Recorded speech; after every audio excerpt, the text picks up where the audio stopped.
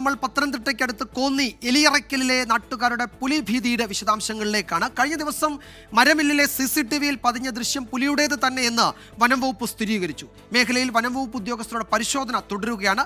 ശ്രീജിത്ത് ശ്രീകുമാരൻ തയ്യാറാക്കിയ റിപ്പോർട്ട് കാണാം.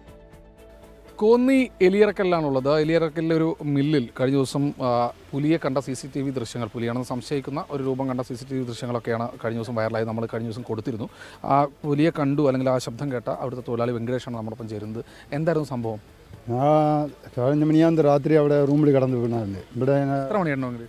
11 to 11:10 ഞാൻ അവിടെ റൂമിൽ കിടന്നു തന്നെ. അപ്പോൾ കുറച്ച് ബുക്കൊക്കെ വായിച്ചിട്ട് കിടക്കാൻ സമയമായി.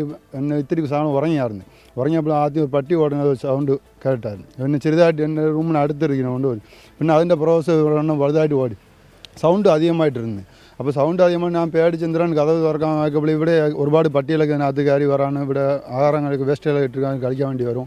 ഞാൻ അങ്ങനെ വിചാരിച്ചു. പിന്നെ സൗണ്ട് പട്ടിയുടെ ഒരു സൗണ്ട് അളപ്പ് മരിക്കാൻ ഒരു സമയം വരുമ്പോൾ അതിന് പേടിച്ച് ഒരു സൗണ്ട് കൊടുക്കുന്ന പോലെ ഒരു സൗണ്ട് കൊടുത്തായിരുന്നു. അപ്പോൾ ഒരു സൗണ്ട് മാത്രമേ കേട്ടുള്ളൂ, പിന്നെ ഒരു സൗണ്ടും കേട്ടില്ല. പിന്നെ വെളി ഡോർ ഒന്ന് പട്ടിയുടെ ശബ്ദമായിരുന്നു. പട്ടിയുടെ ശബ്ദമായിരുന്നു. അപ്പോൾ പേടിച്ച് മരിക്കുന്ന സമയത്തിനുകൊണ്ട് അവസാനിക്കുമ്പോൾ സൗണ്ട് കേട്ടായിരുന്നു. പിന്നെ ഞാൻ വിട്ടുപോയി. പിന്നെ എനിക്ക് ആ സൗണ്ടിൽ എനിക്ക് സംശയം ഉണ്ടായിരുന്നു. പിന്നെ സൗണ്ടും ഭയങ്കര വ്യത്യാസമായിട്ടുണ്ടായിരുന്നു. പിന്നെ രാവിലെ വന്ന് മുതലാളി ഉണ്ടായിരുന്നു.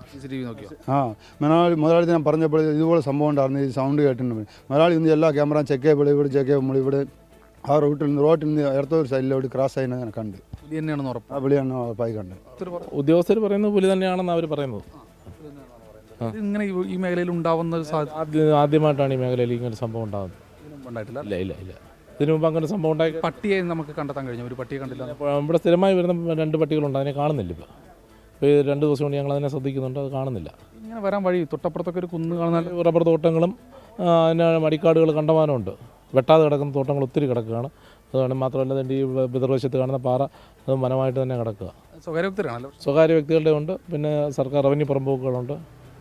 അങ്ങനെ ആശങ്കയുണ്ട്. വനംവകുപ്പ് പരിശോധന. ഇതിന് തൊട്ടപ്പുറം പിന്നെ ഡിപ്പോയാണ്, ഫോറസ്റ്റ് ഡിപ്പോയാണ്. അത് നമ്മുടെ നദിയുമായിട്ട് കണക്ട് ചെയ്തിട്ടുണ്ട്.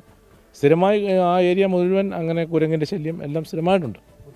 ബുദ്ധിമുട്ടാണ്. ജനങ്ങൾ സാധാരണ ഭയങ്കര ബുദ്ധിമുട്ടാണ്. തീർച്ചയായും അതാണ് പറയുന്നത്. എന്തായാലും അധികൃതർ അടിയന്തരമായി ഇടപെട്ടിട്ടുണ്ട്. അവർ പരിശോധനയൊക്കെ നടത്തുന്നുണ്ട്. പക്ഷേ അവരെ സംബന്ധിച്ചിടത്തോളം കാടിനകത്തേക്ക് ഏത് മേഖലയിലാണെന്നതിനെക്കുറിച്ചുള്ളൊരു വ്യക്തത വരേണ്ടതുണ്ട്. വനംവകുപ്പ് ഉദ്യോഗസ്ഥരുടെ പരിശോധന പല മേഖലയിലും തുടരുന്നുണ്ട്.